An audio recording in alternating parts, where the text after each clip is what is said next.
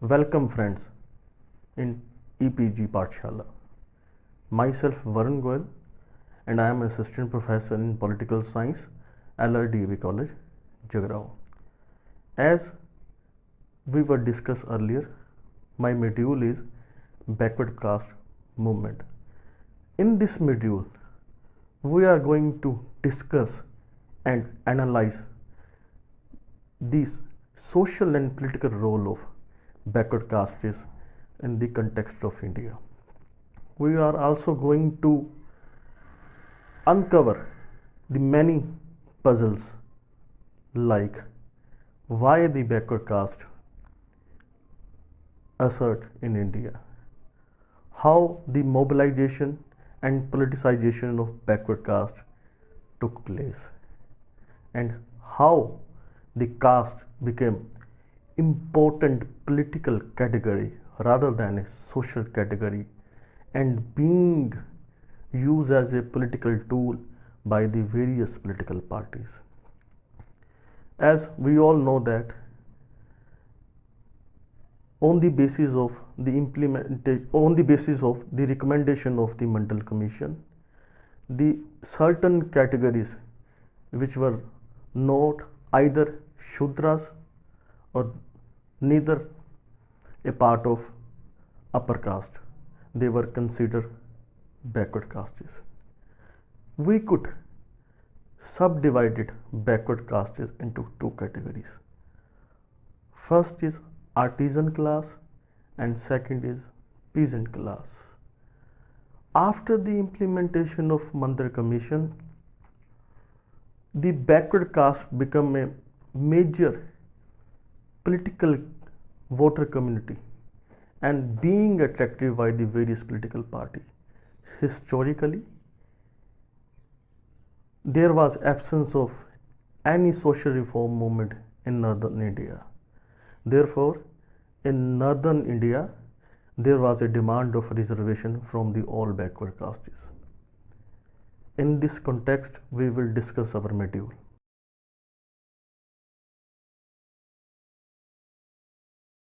The social and political movement of OBC. Defining the category of OBC classes is a complicated task. According to some scholars, they include all the castes who were not Dvija ritually. The term Dvija implies those who are twice born and got ritual prerogative to don and the sacred thread.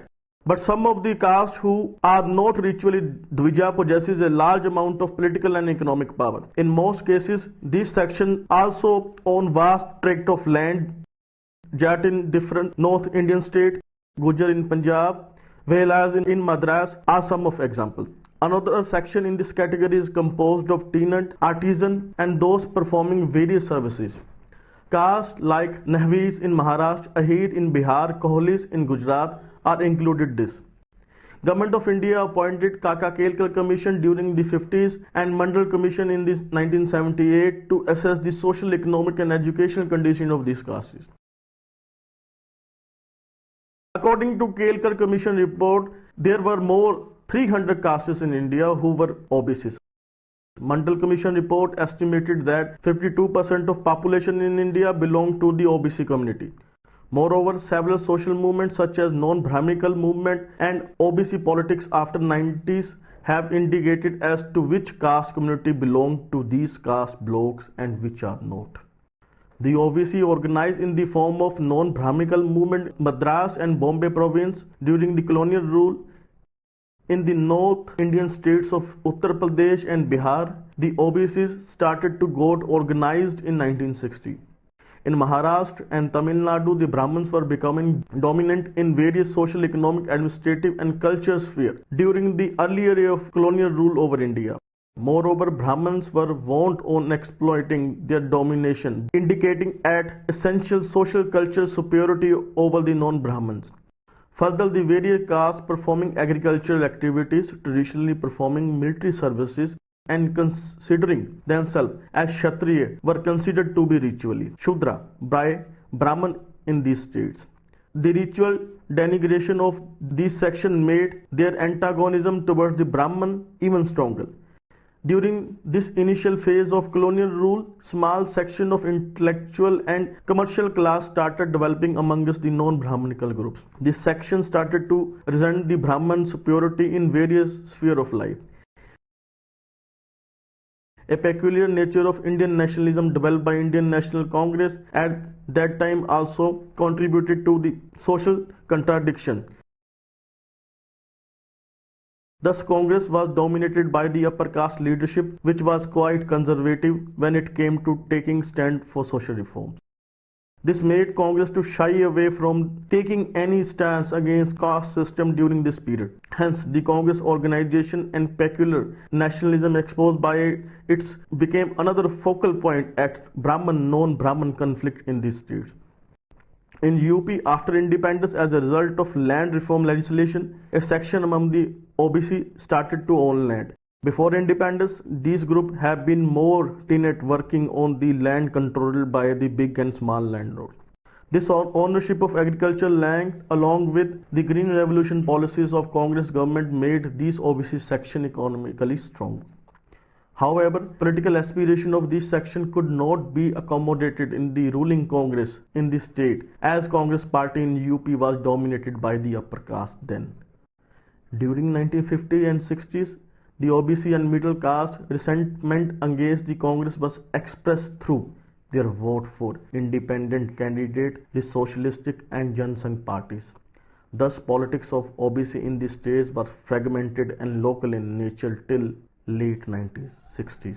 After this, the OBC organized themselves under various political formulation of Charan Singh. Laid down by Mahatma Jyotibai Phule in Maharashtra, Periyar in Madras, Lohia and Charan Singh in UP.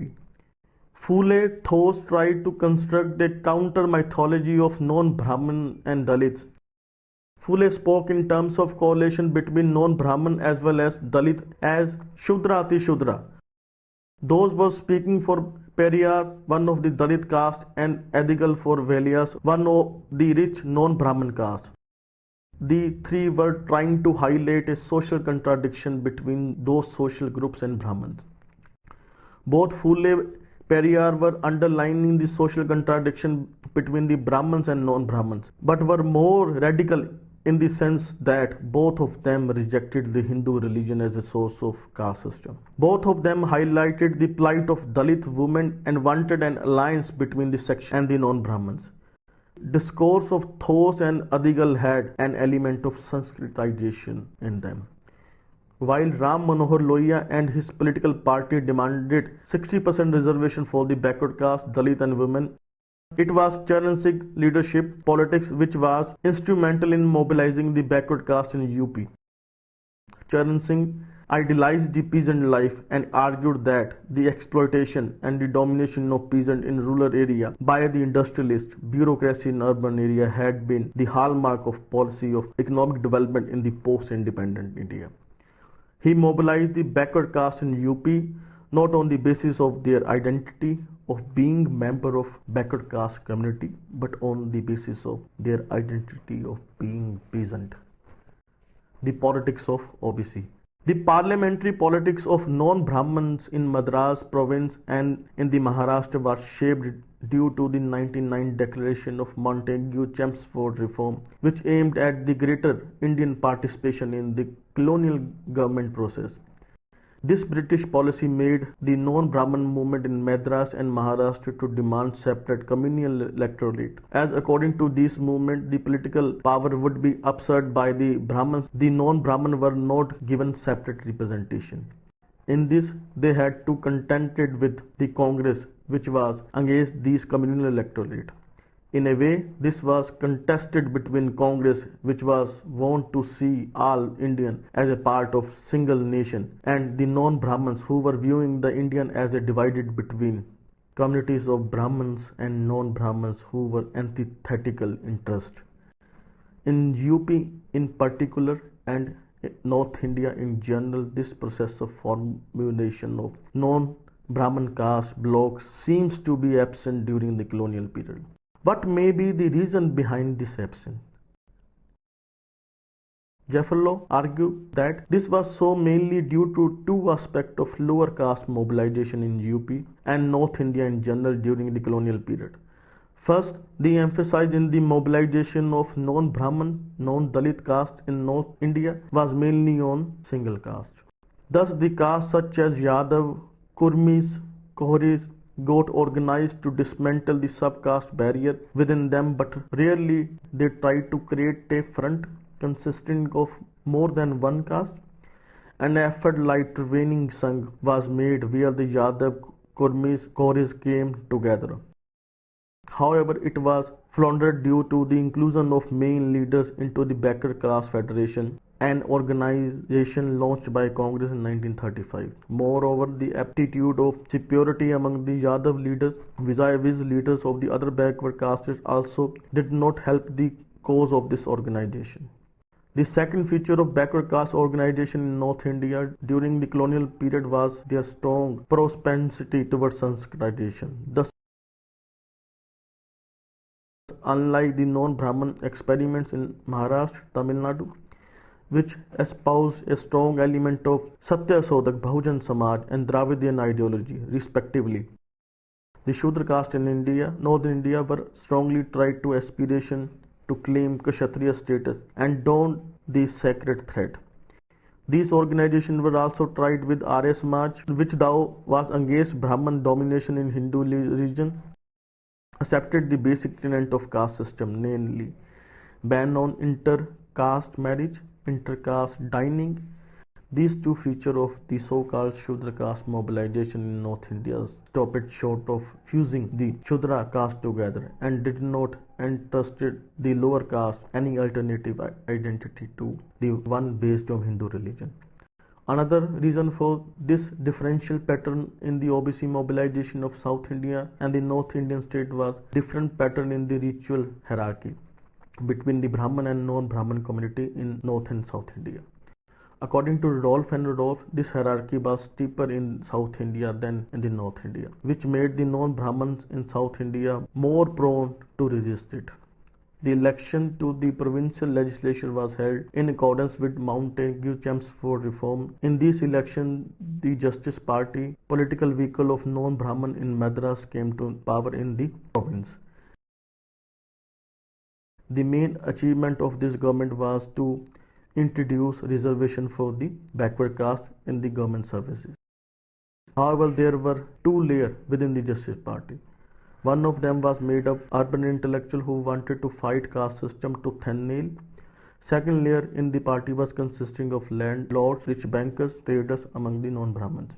This element wanted to use the Justice Party for their upward social and economic mobility, which they hoped to be achieved by replacing Brahmins from the seat of power by themselves. They were as conservative in their social outlook as Brahmins were when it came to dealing with untouchables. The former group in Justice Party was without any direct connection with the political economy of villagers or with any lower segment of the society. The later group in the party, however, ruling section in the political economy of the village, was ruling the roost in the making policy of Justice Party.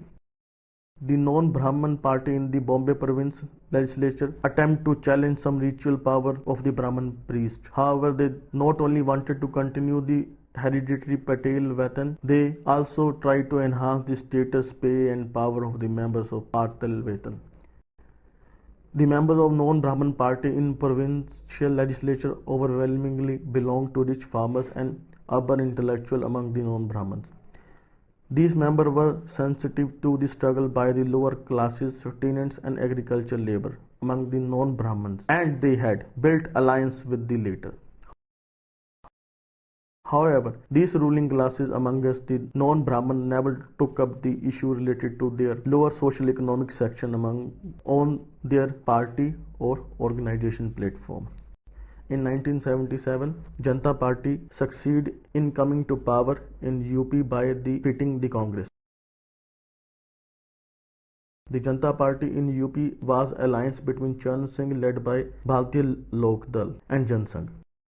This party got an overwhelming support from the middle and big peasant in the western and eastern UP. These sections in UP belong to the backward caste.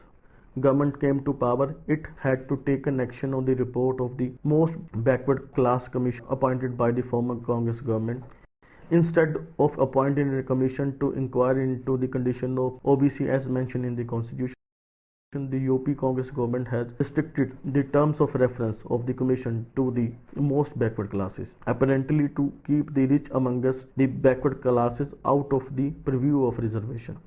After coming to power, the Janata Party government reduced the reservation proposed by the commission from 29.5% to 50%.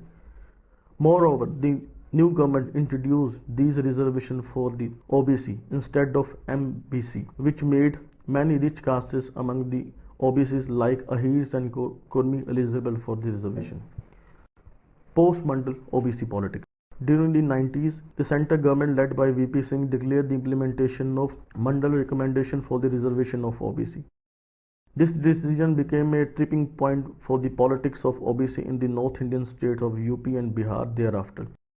This led to emergence of political parties based on lower caste posture of being deprived by upper caste in the distribution of political power. The three main political parties in post-Mandal UP had adopted by distinct strategies and ideologies to attract the OBC towards them. Ideologically, the SP and BSP had been giving eminence to caste issue while mobilizing the OBC. Thus, Mulayam Singh Yadav was said to have drawn inspiration from Lohiya tradition of backward caste politics. Not only that, Mulayam Singh Yadav had agitated on a number of occasions to demand implementation of Mandal reservation by Congress government in the state during the 80s. Later, during the 90s, the SP led an agitation against the governor order, which allegedly diluted the Mandal reservation for the OBCs in its attempt to accommodate the claim of the people of the Uttarakhand region. In fact, during the 80s, Mulayam Singh Yadav, who was important leader of Lok Dal in UP, mainly articulated the agrarian demands. However, since the 1980s, he gradually shifted from the agrarian politics to Mandal politics of reservation. The BSP had been another major party in UP which claimed to protect the interest and managed to get the votes of OBC. However, founder of party Kashiram started off during 1980 with identified the BSP as a party of Bhujan Samaj, in which apart from OBCs, the SCs, the STs and the minority were to be another constituent social group. According to Kanshiram, this Bahujan Samaj had been locked in social contradiction with all upper caste or Swarna, to whom he called Manuvadis. Kanshiram contrasted this situation of OBC with that of Dalit and the tribals and said that later had been more in number in the state administration than former, as they have been endowed with reservation in government service. During early 90s, the adoption of militant Hindu nationalism made it possible for the BJP to have upper caste vote in UP. Even though the Jan Sangh had a history of mobilization, the OBC instead, in fact, that the Janata Dal and the later Samajwadi Party of Mulayam Singh was identified with the OBC mobilization in the state, made it difficult for the BJP to expand its influence beyond the upper caste in the state. However, soon this SP was started to be perceived as being dominated by Yadav in its past structure. The BJP recruited non-Yadav OBC into the organization in order to woo his OBC votes. In UP, the BJP was able to garner a substantial proportion of non-Yadav OBC votes. However, in the process, a simmering conflict between OBC and upper caste leadership within the party came to the fore. This made the BJP unstable and weak in the state politics. The problems of BJP got compounded when the SP and the VSP started attempting to woo the upper class behind them. In this process, the BJP lost a substantial amount of voters of upper caste and the lower OBCs. In UP, initially it seems that the OBC would become a part of politics carrying social justice ideology. They were assumed to be positioned in opposition to upper caste carrying Hindu nationalistic party. In this political setting, it appeared that the Dalit were friend of OBC in camp of social justice ideology. This picture was painted mainly in the wake of electoral alliance between BSP and SP during 1993 assembly election. In fact, a significant chunk of OBC voter had been voter for BJP after Mandal started to have its direct own politics of the state. Second fallacy was in assuming the alliance between the OBC and Dalit section for social justice ideology. After the alliance of the SP and BSP came to power, soon the social economic contradiction between the OBC and Dalit come to fore and started haunting the alliance government. Very soon this alliance came to an end and the BSP government with the support from the BJP come to power. This brought out the hollowness of the image of state politics as a conflict between social justice and Hindu nationalism. Further, the OBC in the state were sought to mobilize by Hindutva political forces by adopting the social engineering strategy. The political front of OBC that was created after 90s began to face a number of challenges. This took a number of forms. One was the various parties across the ideological spectrum started to seek the support of OBC and to recruit the OBC leadership. The other expression was in the form of single caste OBC party. Even though most of these parties were short-lived and could garner very little electoral support, some of them, like PMK in the Tamil Nadu, proved to be prominent political player in the state politics. Very emergence of this party went to show that at least some of the OBC caste were not contented with the mobilization program of the current parties of the OBC. Another form of fragmentation within the OBC political front appeared, especially in UP, in the shape of political differentiation between economically powered upper OBC and the poor amongst the OBC or lower OBC. According to Pratap Bhanu Mehta, this political division emerged in the political coalition of the OBC due to the fact that the OBC politics, instead of becoming anti-caste politics, became anti-upper caste politics. The OBC was an administratively constructed category which got political significance due to many social political forces. Even a modicum of imbalance in the power sharing amongst the constituents of social coalition was sufficient to introduce chinks within. Thus, in India, during the post-Mandal period, the social base of political party was broadened. Domination of various entrenched castes over the political power was challenged. However, this social change was not accompanied by challenge to value of domination itself. Till late 1980s, the two main Dravidian parties, Tamil Nadu, namely DMK and AIDMK, were enjoying the support of OBC and the Dalit and the poor respectively. Thus, taken together, these parties were able to mobilize the non-Brahmin population under their banner. The 90s, however, saw fragmentation in this non-Brahminical social alliance. The appeal of DMK was mainly for upwardly mobilized OBC caste, which was evident from the decision of DMK government to include a number of rich non-Brahmin caste into OBC category. This began to resented by those poor OBC caste who felt to have got deprived from this scheme of reservation. The various aggregation for separate quota within the OBC exemplified this. Eventually, establishment their own political party, which started to get a substantial section of their votes. The next challenge to Dravidian consensus came from the Dalit. Violence against Dalit had been taking place since 1950 in this state. A new happening during the 90s was the resistance of Dalit to this violence. The inclusion of Dalit into the middle class educated section of population and Dr. Ambedkar's image becoming popular amongst Dalit of the state during the 90s gave flip to the process. Apart from the retaliation to this violence by the Dalit on the ground, this new-found spirit of resistance was expressed in the form of Dalit critique of non-Brahman movement and the establishment of Dalit party. Both these were expression of the opposition of Dalit to the Dravidian social coalition. The Dalit critique of non-Brahman movement argued that both the Brahman and the non-Brahman had united to crush Dalits during the various period of Tamil history. The Dalit political party, on the other hand, deal with various violent attacks against Dalit by the OBC community in this state. Let me conclude of this module. Rise of OBCs in the mid 80s was heralded as a silent revolution by the Christopher Jeffrey Lord in his book. The reasons are multiple, but the main reason was the negation of these groups by the Indian National Congress over a period of time. What we have seen during the period of 70s and 80s, many regional OBC leaders emerged in Indian and state politics. They have formed many political parties, but the OBCs get recognition only after the implementation of the recommendation of Mandal Commission and also after the implementation of 73rd and 74th Amendment. For further detail or reading for this topic, you could read India's Silent Revolution by Christopher Jeffrey Lord's book. Friends, I hope you would enjoy this module. Thank you.